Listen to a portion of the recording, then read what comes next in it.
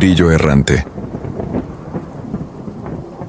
Jamás olvidaré la tarde del 3 de mayo de 2019, cuando Servicio de Inteligencia me notificó que mi pelotón de transmisiones sería adjunto a un grupo de reconocimiento químico-biológico. Teníamos órdenes de establecer un cordón de vigilancia en una franja desértica del norte de Coahuila, a menos de 30 kilómetros del río Bravo. Desde marzo los rancheros de la zona reportaban un olor metálico en el aire, jaquecas repentinas y la muerte súbita de chivas y venados. Los medidores civiles marcaban picos anómalos de radiación gamma sin fuente identificable. Al amanecer siguiente subimos a los HMMMMWB con detectores Geiger, máscaras NBQ y raciones para 10 días. Nada indicaba aún que aquella misión rompería para siempre la frontera entre lo tangible y lo imposible. Montamos el campamento en una hondonada pedregosa, lejos de los últimos sembradíos. A simple vista el paisaje parecía inerte. Dunas pálidas, nopales resecos, y un silencio tan compacto que retumbaba en los oídos. Al coronar el sol, me asignaron a la torre de observación junto con el soldado de la cruz. El aire quemaba la piel. Aún así, el contador Geiger apenas vibraba. La primera noche pasó sin contratiempos, apenas iluminada por la neblina lechosa de la Vía Láctea. El único sonido constante provenía del capitán Morales, quien se alejaba cada tanto para fumar entre los mezquites. En el batallón todos sabían que sus camels suaves eran inseparables de su uniforme. La segunda noche transcurría con la misma monotonía hasta las 02:47. Registraba las coordenadas de una ronda cuando el cielo estalló en un fulgor imposible. 4 resplandores horizontales rasgaron las nubes bajas, como si alguien hubiese partido el aire con espadas de luz. No eran relámpagos. Cada destello poseía un brillo sólido, denso, saturado de color puro. Primero se encendió un rojo carmesí que ardió sobre la Sierra del Burro. Luego lo reemplazó un azul eléctrico tan intenso que me nubló la vista. Enseguida un amarillo, casi blanco, y por último un verde venenoso. No hubo trueno, ni vibración en la tierra. Solo un silencio nuevo, el de los insectos que dejaron de cantar, el del corazón que se me detuvo un compás. 20 minutos después distinguimos una silueta que avanzaba desde la línea donde se extinguieron los resplandores. Bajamos del puesto con el fusil en guardia, pero relajamos el seguro al reconocer el contorno alto y delgado del capitán. Avanzaba sin prisas, con la mano izquierda a la altura del pecho, como si protegiera algo invisible. Al aproximarse percibí un olor acre parecido a ozono quemado. Le pregunté si todo estaba bien. No respondió. Sus pupilas reflejaban la luz de la linterna con un brillo fosforescente, idéntico al de un felino cruzado por los faros de un coche. El cabello, que horas antes era negro azabache, aparecía mechado de gris como si el tiempo hubiera pasado sobre él con furia. Se detuvo frente a mí, me observó de arriba a abajo, y sin articular palabra, fue directo a su tienda. A la mañana siguiente, el capitán no salió al pase de lista. Lo encontramos sentado en su catre, la mirada fija en la lona, las manos crispadas sobre una cajetilla cerrada. Ya no encendió un cigarro en toda la jornada. Las órdenes se redujeron a murmullos, apenas gestos. Cuando le ofrecimos agua dijo apenas un no, casi imperceptible. Esa misma tarde, sin que ninguno diera la voz de alerta, los contadores empezaron a zumbar con una cadencia irregular. Las agujas rebasaron niveles seguros solo alrededor de la tienda de campaña de Morales, y de forma aún más extraña, bajaban a cero en cuanto él se movía a otro punto del campamento. Era como si las partículas le obedecieran, orbitándolo. La tercera noche me correspondía patrullar el perímetro interno. A las 01:30, vi que el capitán abandonaba su carpa y caminaba hacia el norte, dirección contraria a los vehículos. Lo seguí a distancia. No llevaba fusil, solo la cantimplora colgada al cinto. Tras 10 minutos se detuvo en una llanura desnuda, salpicada de costras de sal. Se arrodilló y hundió los dedos en la tierra. Cuando alcé los binoculares, mis piernas flaquearon.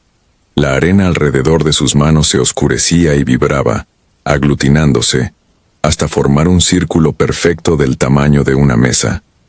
Un resplandor verdoso emergió desde abajo, proyectando sombras que giraban en espiral en torno a su cuerpo. Sentí un mareo brutal, como si el suelo tratara de aspirarme. Regresé trastabillando. No conté nada porque supe que nadie me creería. Y además, temía quedarme solo con aquel secreto. El cuarto día los animales carroñeros, normalmente abundantes, desaparecieron, y el campo olía a cobre húmedo. Uno de los radiólogos detectó isótopos que no aparecían en los manuales de la Sedena. Esa tarde llegó un jeep con 2 civiles de chaleco plomado y una caja sellada con el logotipo de la Comisión Nacional de Seguridad Nuclear. Conversaron aparte con Morales. No escuché sus palabras, pero el capitán les entregó un puñado de tierra envuelto en plástico. Vi a uno de los forasteros sacar un frasco de vidrio, abrirlo con cuidado y aspirar el polvo, como si evaluara un perfume. Sus pupilas parecieron dilatarse y sonreía con una satisfacción que helaba la sangre. Partieron al anochecer sin despedirse. La tensión se volvió insoportable. Nadie dormía. Las máquinas contadoras chirriaban a un compás que ya sonaba a condena. El quinto día, durante la hora más ardiente, el sargento Segundo Robles se atrevió a requisar la tienda del capitán. Yo lo acompañé. Dentro hallamos el catre perfectamente tendido y, junto a la almohada, un cuaderno empapado en sudor. Las páginas estaban cubiertas de símbolos triangulares trazados con carbón, todos idénticos, repetidos cientos de veces. No encontramos ropa, ni cartuchos, ni la pistola de cargo. Cuando Robles intentó arrancar una página, el cuaderno se deshizo en polvo gris que olía a azufre. Aquella noche el cielo permaneció sin estrellas. Una bruma opaca subió desde la tierra como si el desierto respirara. Las agujas del reloj parecían pegadas. Juraría que el tiempo avanzaba a saltos. A las 02:11 el capitán salió de su tienda envuelto en aquel velo de neblina y se dirigió hacia el este. 3 soldados y yo lo seguimos. A cada paso crecía un zumbido que no provenía de ningún motor. Era más bien la resonancia grave de un diapasón gigante vibrando en el centro de la cabeza. Pasamos un lecho seco y llegamos a un cráter poco profundo, liso como un espejo. Allí, las piedras parecían derretidas. Morales se colocó en medio, alzó los brazos y comenzó a hablar en un idioma sin vocales, una secuencia de chasquidos y rugidos que retumbaba contra mi esternón. El cráter se iluminó en los mismos colores de aquella primera noche, pero esta vez los haces emergían desde el subsuelo y se precipitaban al cielo. Todo el cuerpo me dolía y olía a cabello quemado. Robles intentó acercarse. De inmediato, toda la luz verde se concentró sobre él y lo levantó del suelo. Su uniforme se pegó a la piel. Vi sus huesos delinearse en un resplandor fosforescente. Cuando la luz se apagó, su cuerpo cayó inerte, carbonizado, quebradizo como una vaina seca. Quise gritar, pero la voz estaba atrapada detrás de los dientes. El capitán giró la cabeza hacia nosotros. Sus ojos ya no contenían iris ni esclerótica, apenas 2 orbes de mercurio líquido que reflejaban nuestra propia figura deformada. Comprendí que el hombre que había sido nuestro superior no existía. En su lugar quedaba un receptáculo antiguo y hambriento. No recuerdo cómo volví al campamento. Solo sé que amanecí en el interior de un vehículo de transporte, temblando. A mi alrededor quedaban pocos hombres. La mayoría había desertado durante la madrugada. Para el mediodía aparecieron helicópteros de la Fuerza Aérea con personal vestido de material aluminizado. Nos ordenaron evacuar en silencio y entregar cualquier equipo de medición. Sellaron el perímetro con postes de acero que abrían cada uno una nube de chispas lilas al clavarse en el suelo. Nos hicieron firmar declaraciones de confidencialidad y, en mi caso, me enviaron de regreso a Saltillo con una baja médica por estrés agudo. Han pasado 6 años. Las radiografías aún muestran una sombra sobre mis pulmones que ningún especialista ha sabido nombrar. Tengo pesadillas donde vuelvo a sentir el zumbido y un brillo rojo me atraviesa el cráneo. A veces despierto sudando hierro, con el sabor de las baterías en la lengua. Nadie ha vuelto a hablar del capitán Morales. La institución lo dio por desaparecido. Cada tanto escucho rumores de campesinos que juran ver una figura de uniforme desgastado, caminando en la línea donde el desierto se ondula, dejando tras de sí huellas que se descomponen en polvo fosforescente. Cuando miro al norte en las noches limpias y por un instante, una chispa verde corta la oscuridad, bajo la vista de inmediato. No quiero que mis ojos reflejen la misma luz.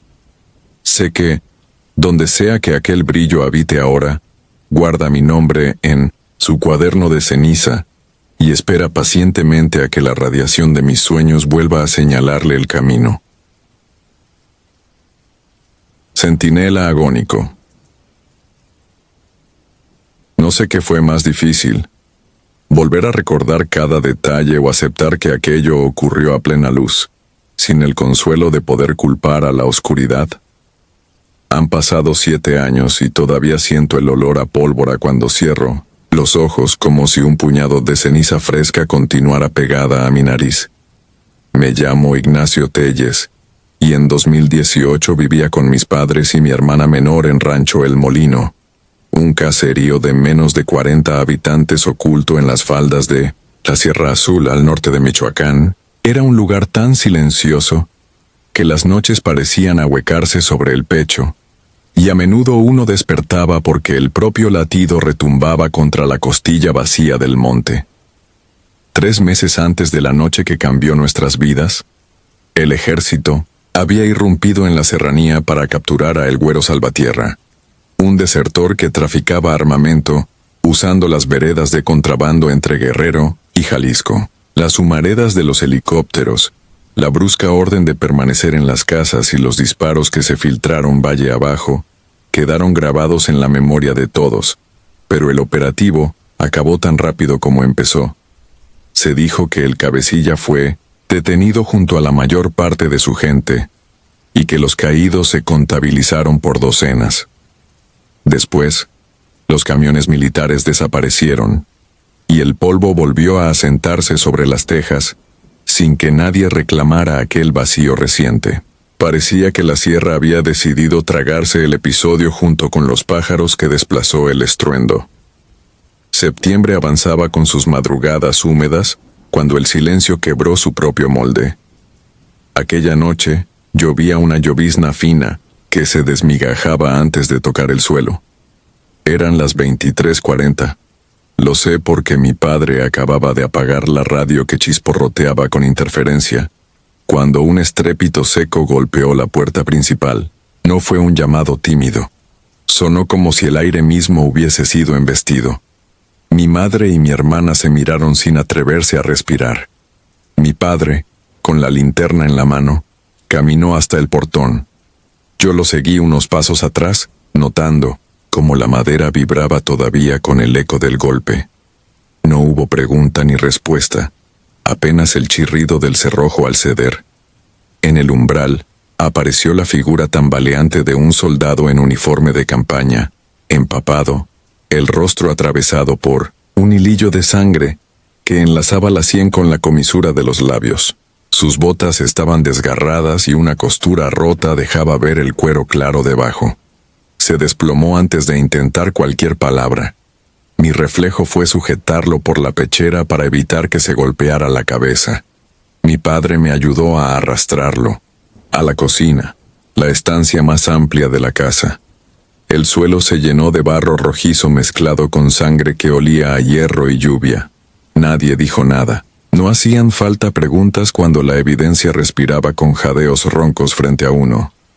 Entre mi madre y yo le recortamos las mangas para improvisar vendas. Sobre la clavícula izquierda se extendía un agujero irregular, pequeño como la boca de un frijol pero profundo. La sangre brotaba lenta, casi perezosa, como si el cuerpo hubiese desistido ya de luchar. En la mesita de cedro se acumulaban trapos, gasas viejas y un bote de alcohol que ardía en la nariz. Mi hermana sostenía la lámpara intentando que el temblor infantil no arrojara sombras delirantes sobre el techo. El militar apenas parpadeaba. Sus ojos parecían dos focos empañados, fijos en un punto que ninguno de nosotros alcanzaba a ver. Cada tanto soltaba un murmullo incomprensible. Lo único nítido que logró pronunciar, con un hilo de voz que se hizo añicos contra la cacerola, donde hervíamos agua, fue: emboscada, quebrada norte, mis hombres. Intentó incorporarse, pero su propio peso lo traicionó. Quedó recostado sobre un costal de maíz que usamos de improvisada camilla. Mi padre le acercó un jarro, con agua, y aguardamos un milagro que no llegó. Hacia la 1 de la mañana el silencio se volvió tan denso que distorsionaba el zumbido habitual de las chicharras. Ni un disparo, ni la vibración lejana de motores. Nada. Afuera, el monte parecía contenedor de su propio aliento, y esa quietud resultaba más amenazante que cualquier balacera. Mi madre sugirió correr al dispensario de la quebrada, pero recorrer 5 kilómetros de brecha bajo la neblina era condenarse a ciegas. El enfermo seguía perdiendo sangre lentamente, sin convulsiones, como si la herida drenara tanto vida como ruido de la noche. No recuerdo el instante exacto en que me venció el sueño. Sé que me quedé sentado junto al militar, sosteniéndole la muñeca para vigilar el pulso. El golpeteo mimético de su corazón me arrulló con un ritmo extraño, casi defectuoso, y la lámpara, alimentada por una batería vieja, se apagó poco antes del amanecer. Cuando abrí los ojos el gallo aún no cantaba. El sol apenas labraba una línea rosada en el horizonte. Mi nuca dolía por la mala postura. Tardé unos segundos en procesar la escena. El costal estaba vacío. Di un salto, convencido de que el herido había intentado levantarse. Pero en la cocina no había rastro de barro, ningún trapo manchado, ni la huella de una bota mojada. Todo olía a leña fresca, como si la lluvia de la noche anterior fuera solo un recuerdo inventado. Tuve que frotarme los ojos varias veces. El jarro seguía sobre la mesa, pero el agua estaba limpia, sin el leve tinte rojizo que el sangrado había dejado. Los vendajes improvisados, inexistentes. Ni siquiera el suelo mostraba surcos donde arrastramos el peso muerto. Desperté a mis padres balbuceando algo que ni yo creía. Mi madre reaccionó con pánico. Buscó en el canasto de costura las tijeras con las que habíamos cortado las vendas, y no estaban. Mi padre salió al patio, convencido de que el herido se habría aventurado hacia la cerca. Volvió al minuto con la cara encogida por el pasmo. Sobre la tierra húmeda no se marcaba ninguna pisada fresca, ni surgían manchas que delataran la hemorragia. Era como si la casa hubiera reseteado la noche, limando toda evidencia. Cruzamos el camino hasta la casa de doña Carmen, vecina más cercana. Le preguntamos si había escuchado algo fuera de lo normal. Disparos, motores, gritos. Negó sin titubeo.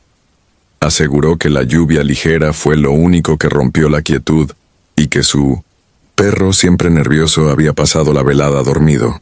En el resto de viviendas la respuesta se repitió con matices idénticos. La noche fue serena, sin sobresaltos. El eco de nuestra historia comenzaba a rozar la frontera de la locura. Ese mismo día, mi padre y yo cabalgamos hasta el puesto militar de Agua Fría, a 2 horas de distancia, donde funcionaba el destacamento más próximo. Llevábamos la vaga esperanza de que alguien buscara al soldado. Un subteniente tomó nuestra declaración con paciencia, aunque en su mirada se leía descreimiento. Revisó listas de operativos recientes en la zona. y negó que hubiesen desplazado patrullas desde la captura del Güero Salvatierra. Nos agradeció la información y nos invitó a retirarnos antes de que oscureciera. Ya en la salida, un sargento canoso, al parecer distraído por mi semblante lívido, me alcanzó en el patio de tierra rojiza.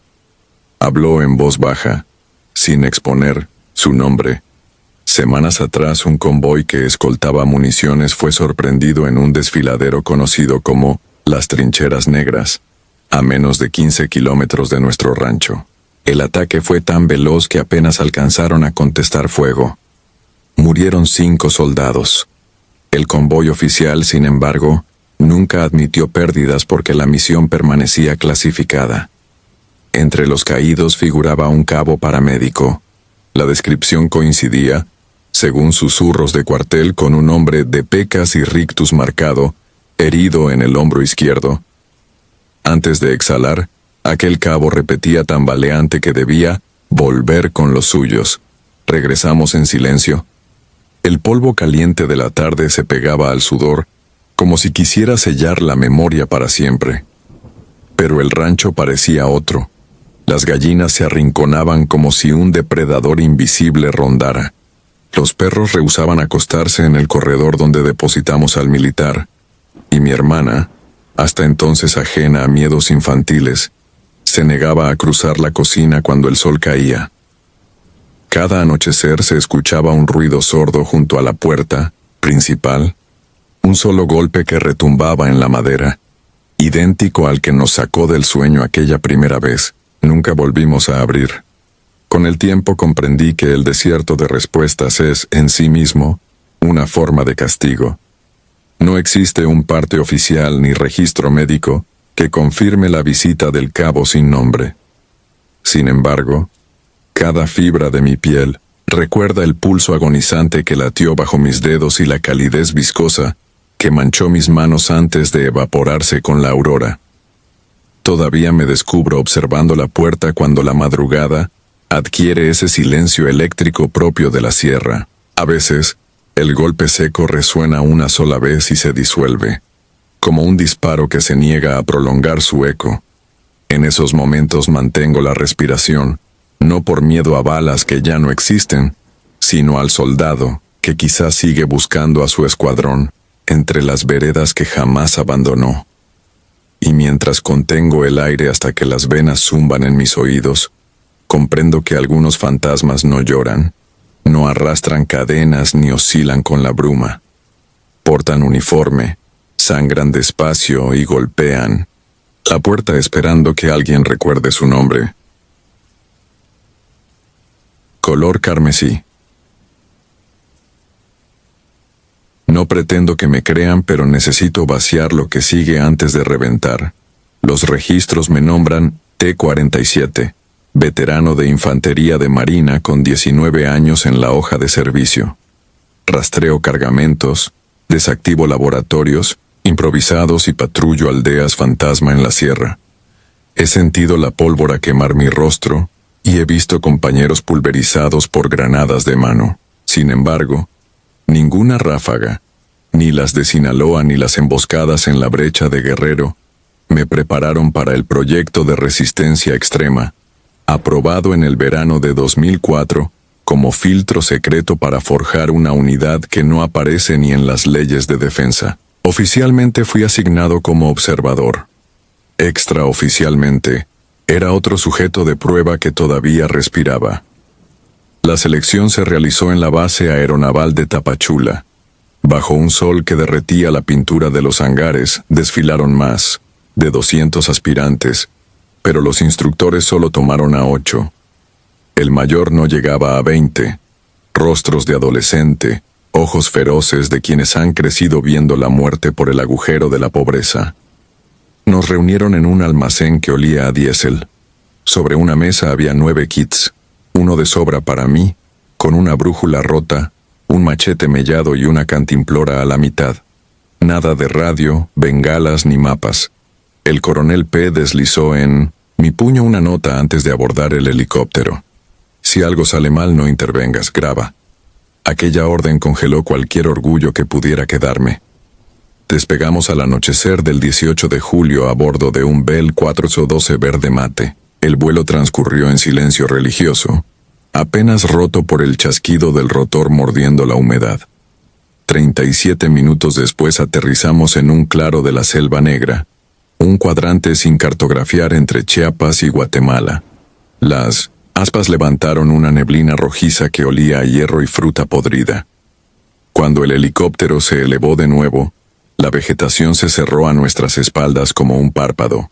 La instrucción era sencilla: 72 horas para hallar el punto de extracción 8 kilómetros río abajo. Los reclutas se dispersaron sin despedida. Yo avancé detrás con la cámara térmica colgando del pecho, consciente de que cada imagen podía usarse como evidencia de mi propia ineptitud. La oscuridad cayó de golpe, como si alguien hubiera tirado de un interruptor cósmico. La sinfonía de insectos se apagó y fue reemplazada por un silencio líquido que llenó los oídos. Al activar la térmica aparecieron manchas carmesí que se expandían y contraían. No eran animales ni focos de calor ordinarios, eran pulsos de algo que respiraba bajo el sustrato. A las 02:10 divisé a Ramírez, el más pequeño, de pie sobre una piedra. Tenía la mirada fija en la nada y la clavícula expuesta. Supe que estaba muerto antes de acercarme, pero la forma en que su cuerpo se balanceaba contradijo esa certeza. Un hilo invisible parecía moverlo como títere. Al rozarlo sentí un escalofrío eléctrico, y sus ojos opacos giraron hacia mí, aunque el resto del cuerpo permaneció inerte. Retrocedí sin aire, chocando contra raíces que no estaban allí, un segundo antes. Al amanecer apareció una bruma rosada que filtraba la luz en haces viscosos. Mi GPS clandestino indicaba 4 kilómetros recorridos, pero el paisaje replicaba el punto de inserción. Mismo tronco hueco, misma telaraña plateada. Seguí las huellas de Sandoval hasta una hondonada donde la maleza estaba chamuscada. Olía a plástico quemado. En el centro brillaba un estanque turbio que mostraba en su espejo un cielo verde plagado de lunas deformes. Sandoval bebía con avidez. Cuando alzó la cabeza vi que su lengua estaba cortada en tiras que él mismo masticaba. Seccionaba la carne y la escupía al agua, como si necesitara alimentarla. Le hablé. No respondió. Lo dejé allí. Mi instinto gritó que no debía tocarlo ni tocar el espejo si quería conservar la cordura.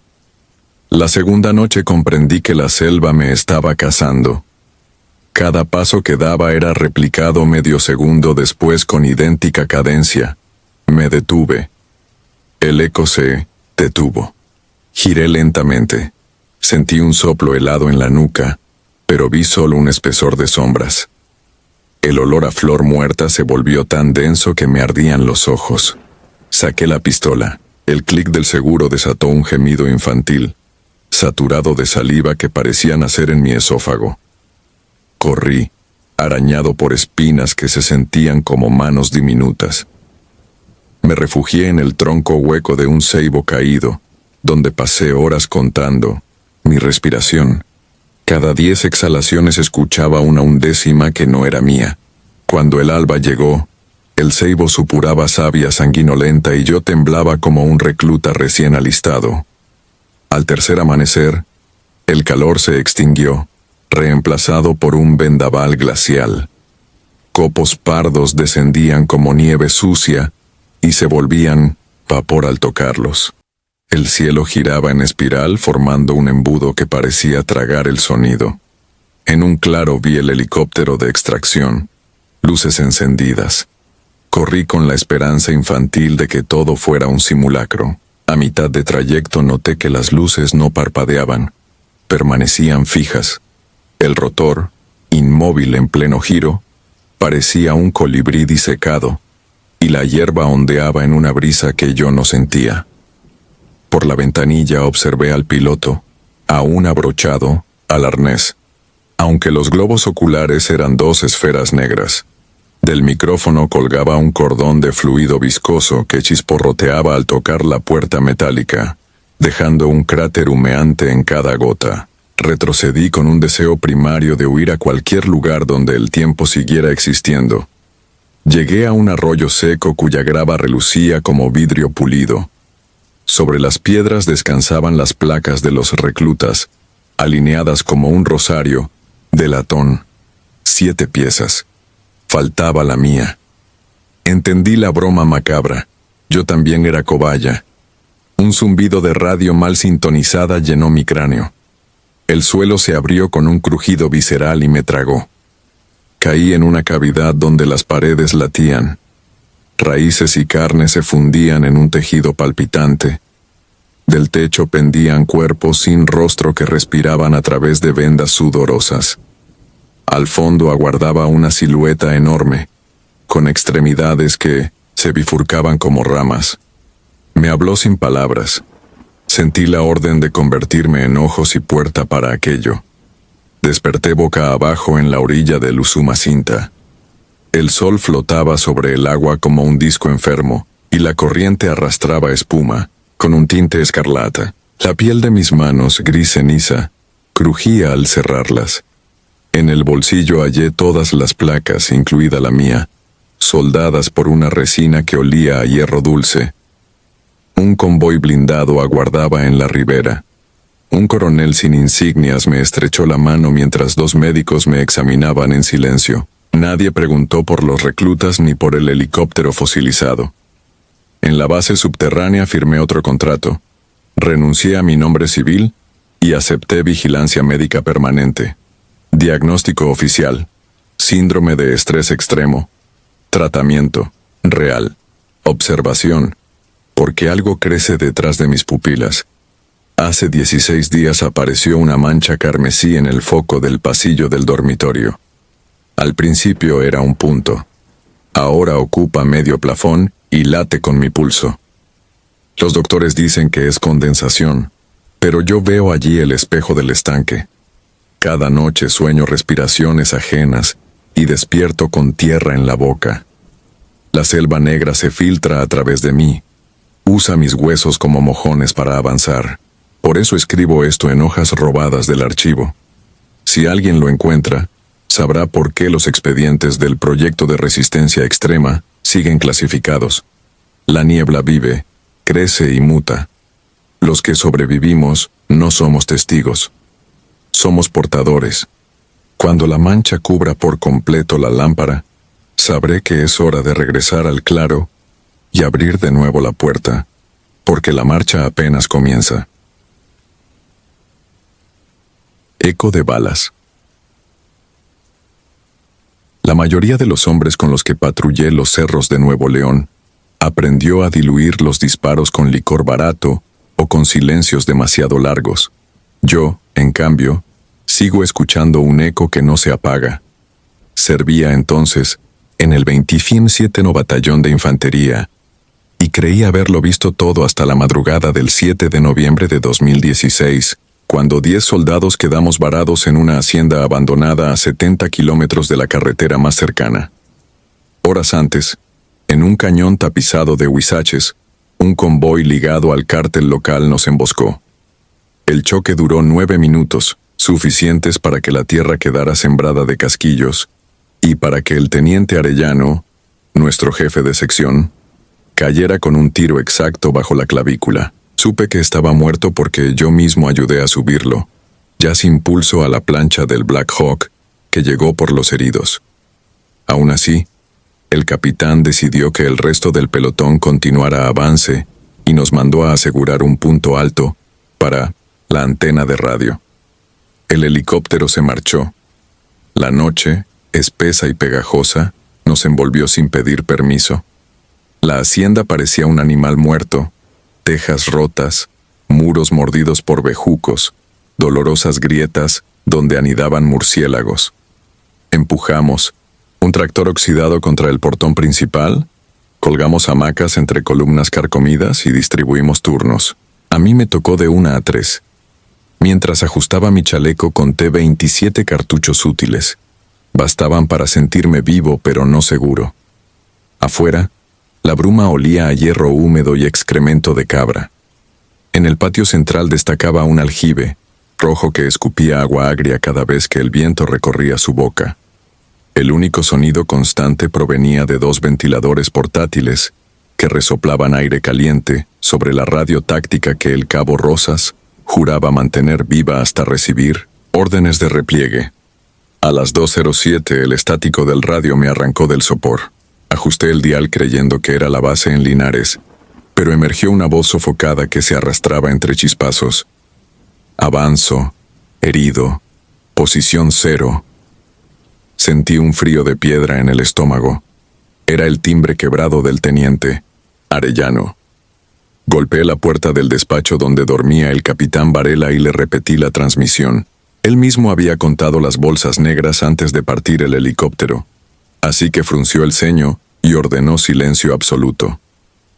Apagamos linternas. Solo quedó la llama temblorosa de una vela encajada en un tarro de raciones. Afuera, el monte guardaba la respiración. Entonces sonaron 3 golpes en el portón. Secos, reglamentarios, exactos. El tractor vibró como si hubiese recibido un embate de carnero.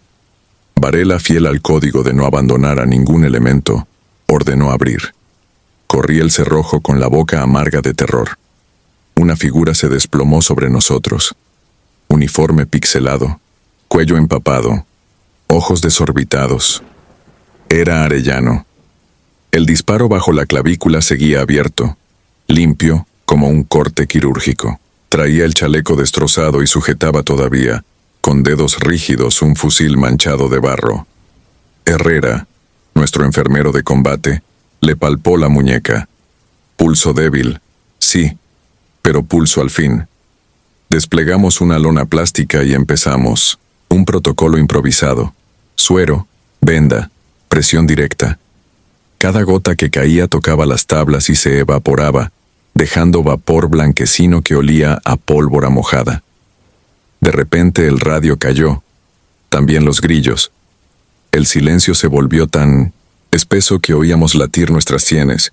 Aún así ninguno quiso admitir en voz alta la contradicción que nos devoraba. Estábamos intentando salvar a un muerto que horas antes habíamos despedido con honores. Los golpes regresaron, ahora en ventanas y paredes, idénticos, obstinados, rítmicos. No había ráfagas ni motores, solo aquel toque marcial multiplicado.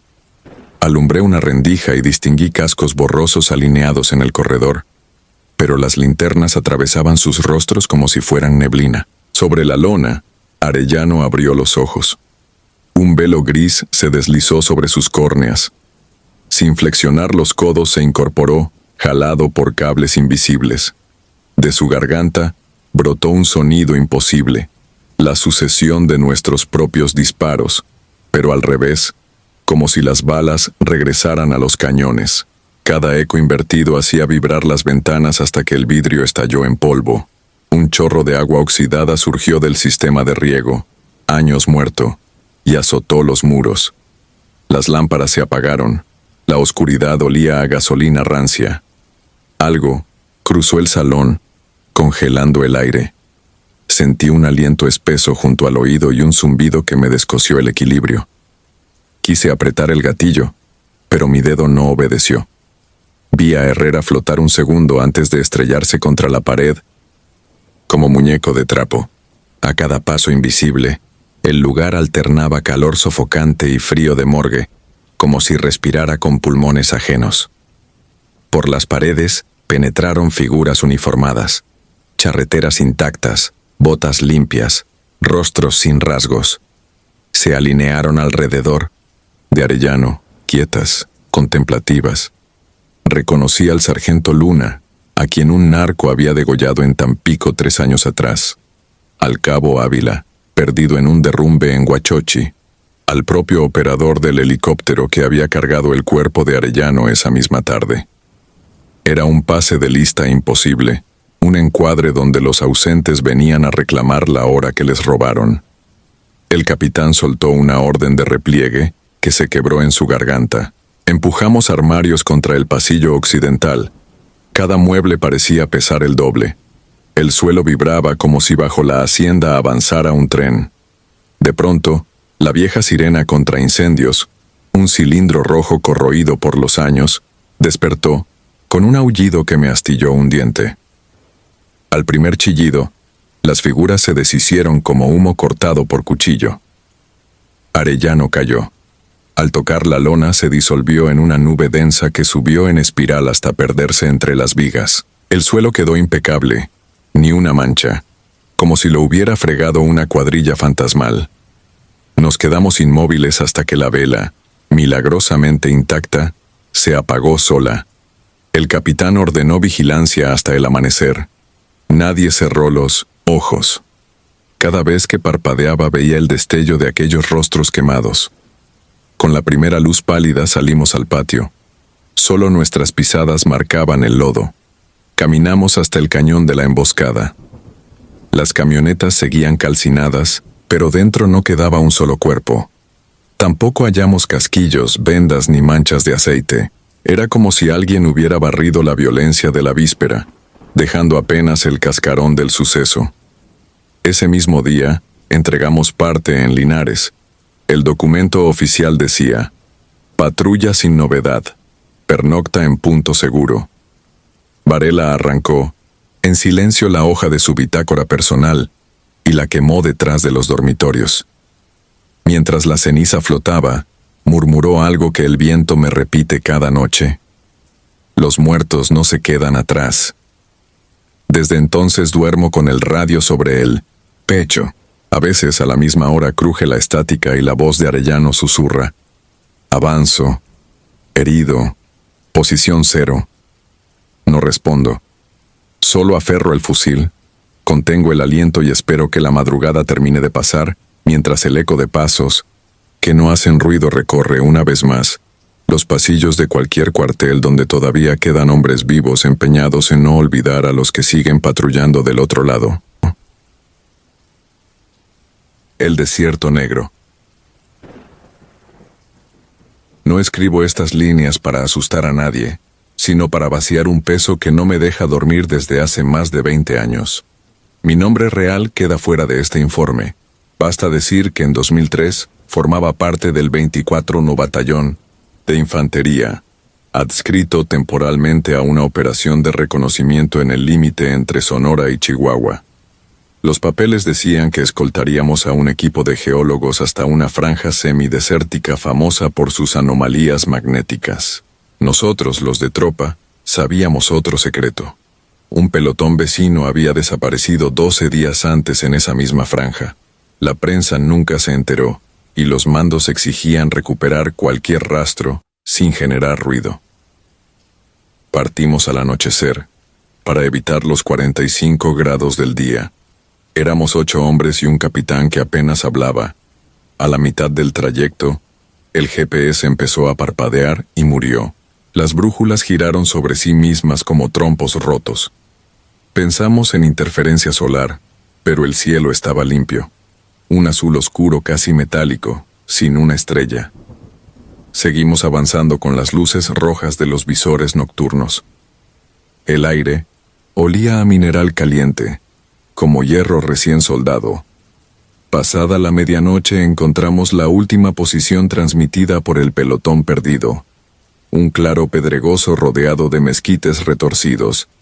Todo estaba desordenado, como si alguien hubiera levantado la tierra con una pala gigante y la hubiera dejado caer sin cuidado.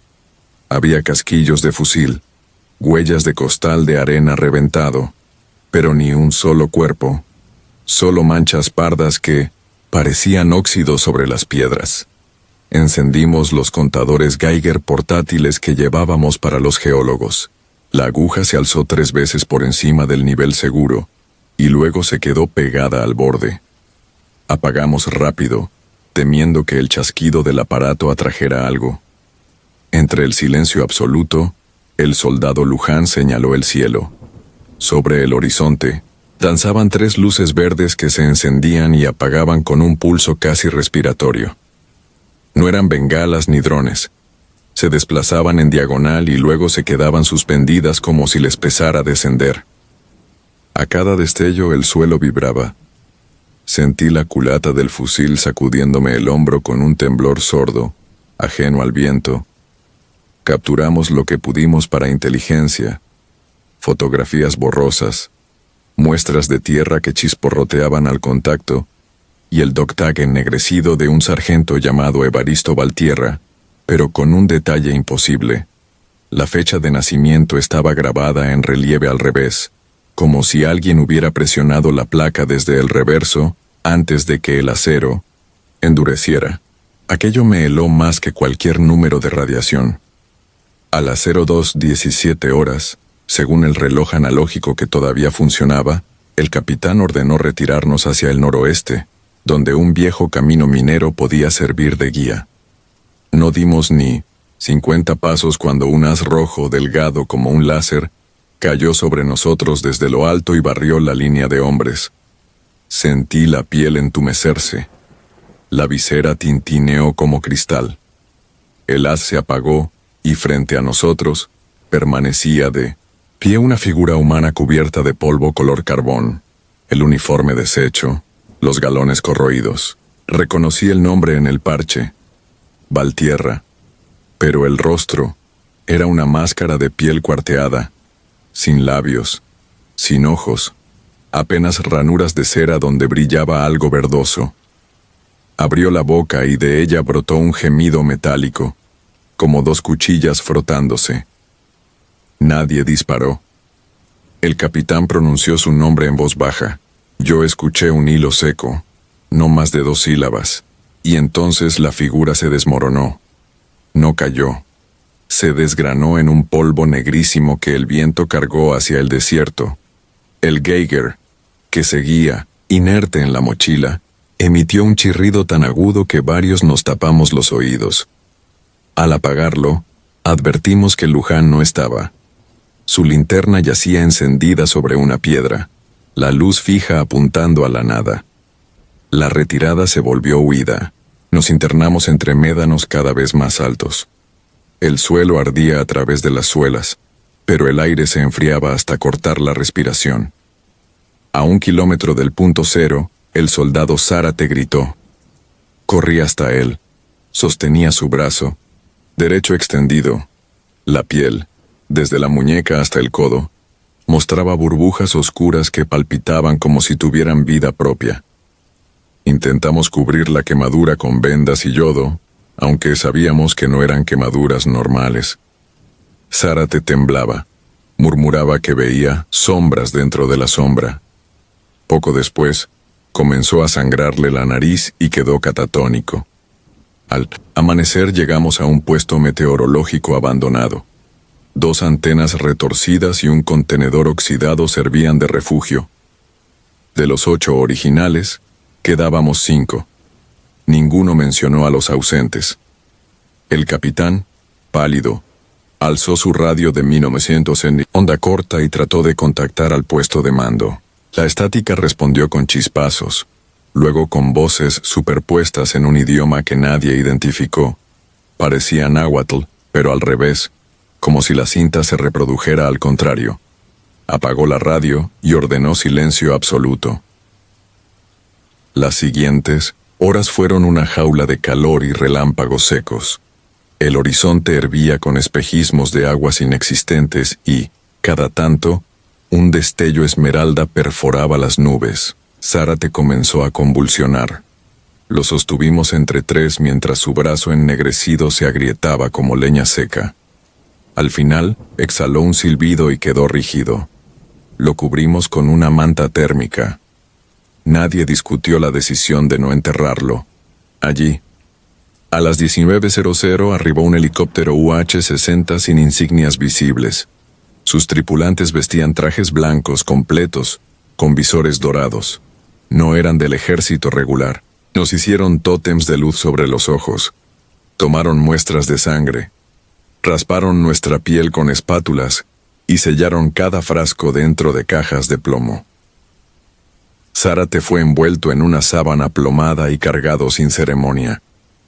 El capitán discutió con uno de los hombres visera. No escuché palabras.